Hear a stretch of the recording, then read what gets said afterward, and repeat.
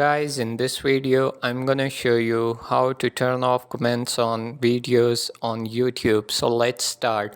First of all, you have to open your YouTube application and log into your profile if you haven't already.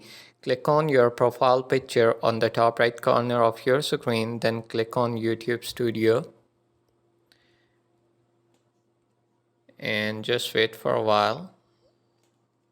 And in this section, you just see the option of dashboard, content, analytics, comments, playlist.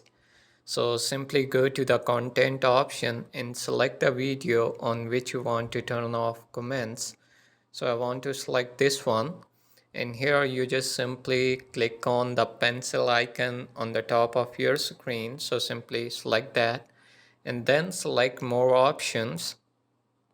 And in this section, you just simply scroll down and click on comments. And here you just simply disable comments. That's it. So I hope this video is beneficial for you. If you like the video, do like, share and subscribe our channel.